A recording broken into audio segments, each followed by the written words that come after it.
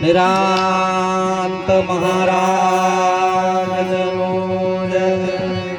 વધારેલા હરિ ગુરુ શાંતનો જય. કૃષ્ણ કનૈયા લાલનો જય.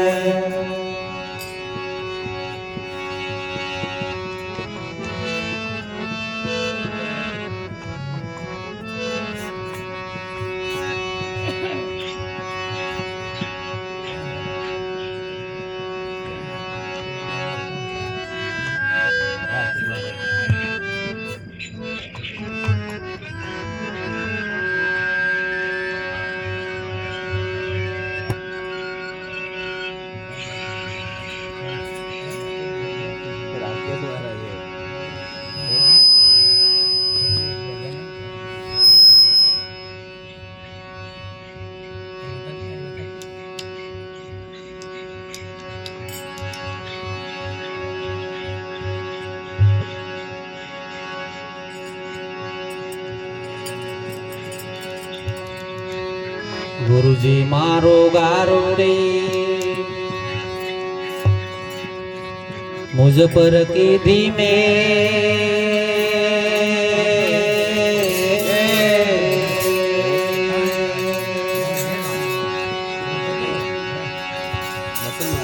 અરે મોરો બતાવ્યો મારા માતણો મારા ઉતર ગયા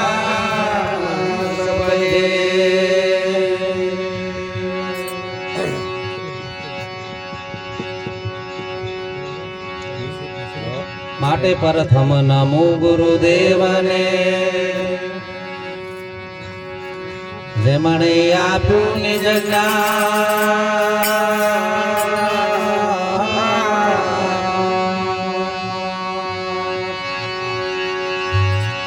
અરે જ્ઞાને ઓળખ્યા મારા ટાળ્યા દે અભિમાન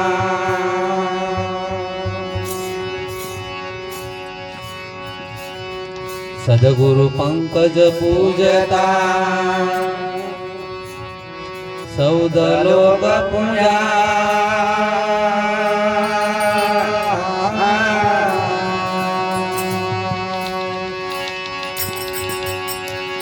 અરે શ્રી શારદા હે ગુરુ તાણા સદા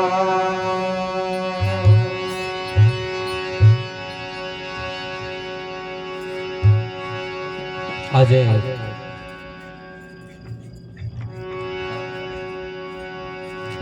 સિમળખેડીની પાવન ધરા ઉપર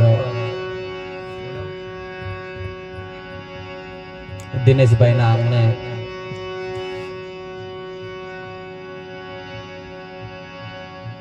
પ્રથમવાર આયોજન કર્યું પણ ખૂબ સુંદર કર્યું, ખૂબ ભાવથી કર્યું. અને જે કાર્ય ભાવથી કરવામાં આવે છે બધું સફળ થાય.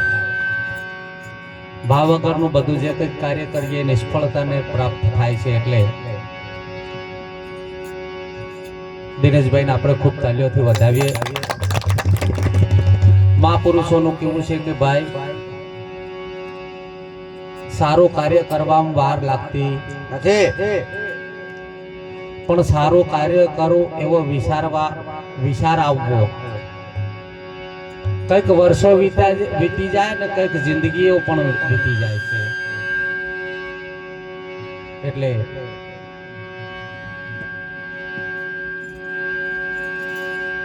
કોઈ માઇક્રો મિસ્ટેક છે શું છે તમારા બંધ કરો તો ખબર પડે.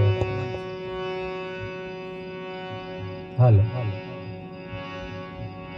આજે તે ખેસી મારવાળું જ છે માઇક, એટલે એમ તો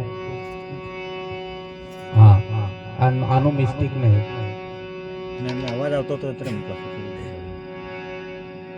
સારું કાર્ય કરવામાં વાર લાગતી નથી, પણ આ સારું કાર્ય કરવું એવો વિચાર આવવો એ થોડો કઠણ છે અને કોક ને આવે છે. અને વિચાર આવવો એ પણ કંઈક સારા પુણ્યના પ્રતાપથી કંઈક સારી મૂડી હોય તો આવા સારું કાર્ય કરવાનો વિચાર આવે ને તો આમ તો ઘણા બધા વિચાર આવે, આખી જિંદગી આપણા ખરાબ વિચારોમાં પણ વીતી ગઈ છે. અને જે વિચાર આવ્યો છે ઉત્તમ આવ્યો છે. એમના મનમાં એવું જાગૃતતા થાય છે કે મારે હવે ગુરુની જરૂર છે. અને જેને જેને વિચાર આવ્યો એવો અમને વિચાર આવ્યો તો એક દિવસ કે હવે અમારે ગુરુ કરી લેવા જોઈએ, પણ હું કામ કરવા જોઈએ એ નક્કી થવું જોઈએ. આપણે ગુરુ કરવા છે પણ હું કામ કરવા છે એ નક્કી થવું એ ખૂબ જરૂરી છે. કોઈકના કહેવાથી ગુરુ કરી લેવા કે કોઈ આમ દેખાદેખી ગુરુ કરી લેવા એ પણ ખોટું પડે છે. કોઈ કરે ને આપણે કરીએ અને પોતાને અંદરથી જિજ્ઞાસા જાગે ને કાર્ય કરીએ એમાં ઘણો બધો ફેર હોય.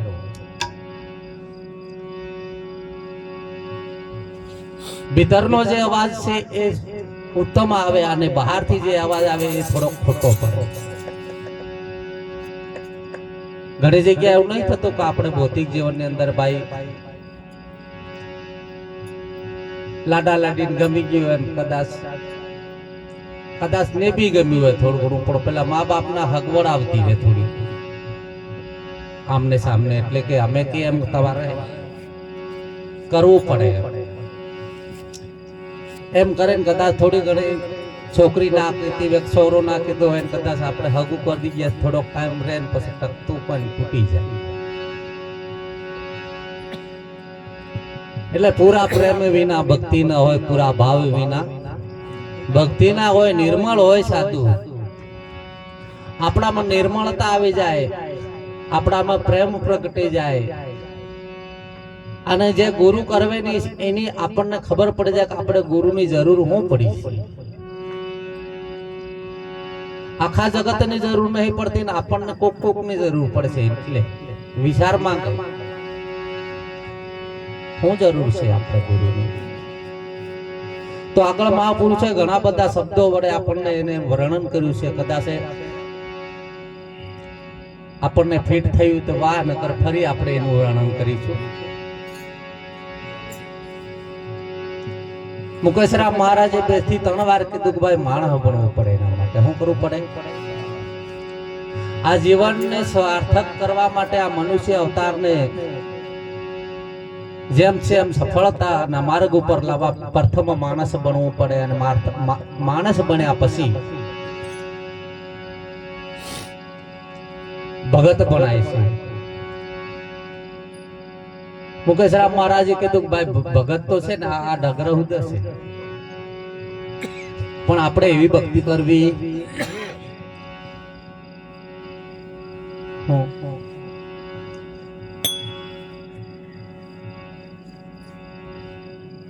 भक्ति भक्ति बहुत कठिन है, रति न आवे खोट, निराधार का खेल है अधर धार की. आ થોડીક ખાંડાની ધાર એવો મેં નાના હતા ને સાંભળ્યું હતું. ભક્તિ ખાંડા કેરી ધાર.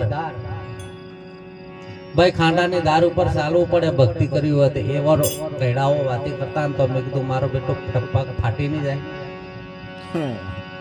ધાર ઉપર ચાલવું એટલે એવો વિચાર આવતો નાનો હતો તારે.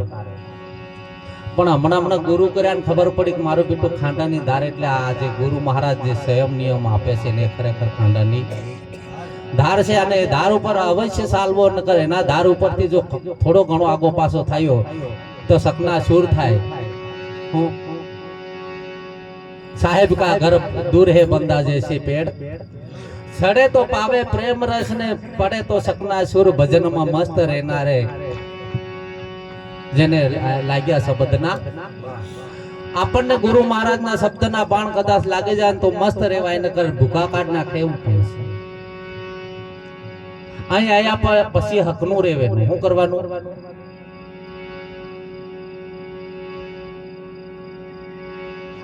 અહીંયા હકનું નહીં રે, એની દશા બગડે છે. એના કરતા જ્યાં છે ત્યાં બરોબર છે. અહીં કોઈ પરાણે પ્રીત કરવામાં આવતી અને અમે છેલ્લા પણ છેલ્લા ભણાવેનું અમારે આવતું. કેમ? संत और पारस में बड़ो अंतर जान। हूँ कैसे साखी? संत और पारस में बड़ो अंतर जान। पारस लोडे को कंचन करे, संत करे आप समान। गुरु गुरु जेवो पण आप दे छे। पेलो कदाच लोढाने पारस करे नाखे, सोનું करे नाखे पारस, पण पारस ने मणावी सके लोढा। पण आई जे संत छे संतનું સ્વરૂપ ધારણ કરાવ દે। અરે હંસા ભમરી જેવી રે જેની ભાવના કરી પોતાના રૂપે રાજી થાય। દુર્લભ એવા સંત કરી પોતાના રૂપે રાજી થાય। દુર્લભ એવા સંત હંસા મેળા કરીને નાભી જેના દર્શનથી દુઃખ દૂર થાય। દુર્લભ એવા સંત દુર્લભ એવા સંત। હંસા ભમરી જેવી જેની ભાવના કરી પોતાના રૂપે રાજી થાય। ગાવામાં આવ્યું ને બધાને સાંભળવામાં આવ્યું પણ કદાચ એ જેમ સેમ કદાચ એ ફીટ નહીં થયું હોય તો થોડુંક સમજણમાં ફેર આવી જાય તો જેમ સેમ સોફ્ટું ફીટ થાય। ભમરી જેવી જેની ભાવના કરી પોતાના રૂપે રાજી થાય, કે પોતાના જેવો બનાવીને રાજી થાય। અને એ મહાપુરુષોનું કામ છે। સામે જેવો છે એવો બની જાય। અને છેલ્લા બનાવવાની કોઈ જરૂર નથી। છેલ્લા બને એ કોઈ એકદમ આગળ વધે અને છેલ્લા બનાવવાનું કામકાજ કરતાય નહીં। પણ અહીંયા આયા પછી હકનો રહેવાનું।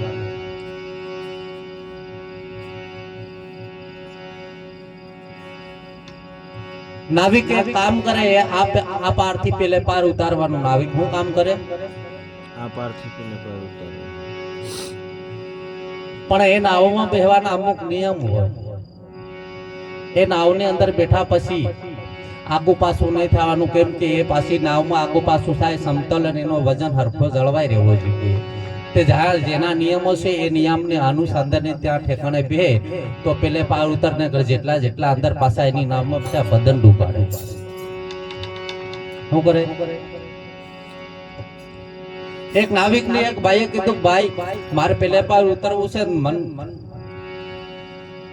મારે આવું છે। કે પેલો ભાઈ કે મારે નાવમાં થોડો વજન છે વધારે, અને મારી નાવમાં તારો મેળ નહીં પડે। તો કે ભાઈ બીજી પાછળ કોઈ નાવ નથી ને તમે લેજો, ધન્યવાદ। કે એટલે નાવિકે કીધું કે ભાઈ મને કઈ વાંધો નથી, પણ મને વાંધો એ છે કે તારા પાસે માકડું છે ને જે વાંદરું, અને મારે ઊંટમાં બેહાડેલું છે ઊંટ, એટલે કદાચ તારું વાંદરું કદાચ કૂદકા મારે ઊંટ પેર બે કૂદે ને કદાચ ઊંટ ઊભું થયું તો મારી નાવ બુડી જાય। મારી રોજી રોટી આનાથી ચાલી રહી છે ભાઈ, એટલે તને બેહાડું। પેલા ભાઈએ વિનંતી કરી કે હું મારા માકડાને હું હાંસી રાખે, હું પકડી રાખે, એને આગુ પાછું થવા દઉં નહીં। એવો એને વચન આપ્યું તો કે વાંધો નહીં, તું પકડી રાખતો તો મને વાંધો નથી। એટલે બેઠા ને ચાલતા ચાલતા ચાલતા મધ દરિયાઈ ગયા। મધ દરિયાઈ ગયા ને માકડે વિચાર કર્યો કે મારો બેટો ધરતી ઉપર ઘણા ખેલ કર્યા, પણ આવા મધ દરિયા કદાચ એકાદ ખેલ કરવા મળી જતો તો મારો જીવન સફળ થઈ જતું। માકડે હું વિચાર કર્યો, આવા જળની અંદર કદાચ થોડો ખેલ કરવા મળી જતો સારું હતું। એટલે પેલે થોડોક મોકો જોયો, માકડે મોકો જોયો ને કૂદકો માર્યો, ઊંટ ઉપર બેઠો। અને જેવું ઊંટ ઉપર બેઠો એટલે પછી ઊંટ ઊભું થયું, પછી દશા બગડી। એટલે આપણી પણ એવી દશા બગડે ને આપણા મનરૂપી ઊંટની હકનું રાખો. આપણો અહીં જે મનોરૂપી માકડાને ઠેકાણે રાખવાનું છે. અહીં મન કાબુ કરવાની જરૂર છે. આજે કદાચ તમે નિયમ લો અને કાલે પાછા આપણા જેવા ભેગા થાય. અહીં કોઈ દેખતું નથી અને કદાચ ઘોટ માર લે, કદાચ કોઈ દેખતું નહીં એમ કરીને કદાચ કોઈ જગ્યાથી થોડું ઘણું લેવાની કદાચ આદત વે આ મનને. આગળની સેલા સીલી પડી જાય ને કદાચ એ સીલો સુકાય નહીં ને ગુહાય નહીં તો સુખને બદલે બમણું દુઃખ આવે એવું છે. અહીં આયા પછી જે નિયમનું પાલન જેમ છે એમ કરો તો સુખ આવે એવું છે ને થોડા ઘણા આગા પાછા થયા તે અતાર છે એના કરતા તો હો ઘણું દુઃખ આવે એવું છે. ગુરુ વસન આખલા વે આખલા આખલા આખા જંગલમાં ફરે ને ખેતરમાં ફરે ને બધે જેમ જાણે એમ ફરે ને જ્યાં ફાવે ત્યાં ખાય. પણ નાથ મોરી કોઈ ધણીજી પહેરાઈ હોય ને ખૂટે બાંધ્યો હોય ને ઈ પાછો હકનો નહીં રહે ને તો ધણી ઉપર હુતું આવે અને પેલો દોહડે એટલે માર ખાય ખાને થાકી જાય છે. એટલે બે બાજુ દશા બગડે એવું છે. તો ગુરુ ને શીલો બે ડૂબે. શું થાય? એટલે તારા મનડા માને તો ભક્તિ ઓરજે ને કર ના દેશી તારા ગુરુજીને દોષ. આ મનડા માને નું કામ છે પંચશીલની પ્રતિજ્ઞા એટલે 5 પ્રતિજ્ઞાનું પાલન કરવાનું આખી જિંદગી રહે. આ નારિયેળ વળી ભક્તિ થતી. નારિયેળ ગુરુ મહારાજ ને આલ દીધું ને પતી ગયું એવું વાર્તા થાય એવી. આ માથા હટેનો માલ છે એ પછી મોડો મળે છે, હમણો મળતો. પણ પેલા માણસ બનવું પડે એના માટે. શું કરવું પડે? માણસ બન્યા પછી મૂડી કમાવી પડે સદગુણ રૂપી. જે આપણામાં અવગુણો છે એ દૂર કરી સદગુણની સ્થાપના થાય ને એ આપણે એના લાયક બનીએ. જેવી રીતે ઘરની અંદર વિવેકી સોરો જાગ્યો હોય અને સારું આવે કાર્ય કરતો હોય અને ઘરને સંભાળે એવી પોઝિશન હોય તો બાપ એને છે ને કે હવે લે આ તું તારો આ કામકાજ આ સંસારની અંદર જે વ્યવહાર તહેવાર તારે હસવેના છે આવું હું આજે છૂટો આવું હું પીએ તે પણ એને લાયક આપણે બનીએ. એટલે કોઈકના કહેવાથી કદાચ નિયમ લેવાના હોય તો લેતા નહીં. આ ખર્ચો તમારો ફેલ નહીં જાય એટલી ગેરંટી હું આપું. કેમ કે આ ધાર્મિક કાર્યની અંદર કદાચ એક કણ પણ વાવેલો છે ને ઉગે એમાં તમને નિષ્ફળતા નહીં મળે. પણ અહીંયા આવ્યા પછી પ્રતિજ્ઞા લીધા પછી ઘણા અમારા કુટુંબમાં બાબા દેવની બાધા લાવે હરો છોડવાનું. ઘણા પાવાગઢ જાય હરો છોડી આવે અને જાઈને કે આવે કે ભાઈ હું છે કોણ તને એક નારોળ કે બોકડો ગમે તો મારે પિતાડ હું હરો પીએ. અહીં એવી બાધા મળતી. અહીં આજીવન સુધી આ પાલન કરવાનું અને તમારે બોલવાનું તમારે પાળવાનું. અમારે કોઈ લેવા દેવા હરકા સાલ હો સુખી થાઓ તો ભોગવો તમે અને અવળા સાલ હો દુખી થાઓ તો ભોગવેનું તમારે છે. અહીં કોઈ લેવા દેવા. એટલે અત્યારે તમારે નિર્ણય લઈ લેવાનો છે. એકાદ ભજન થાય ત્યાં સુધી બરોબર. નકર અહીંથી ઊભું થઈ જવાનું એમાં ફાયદો છે.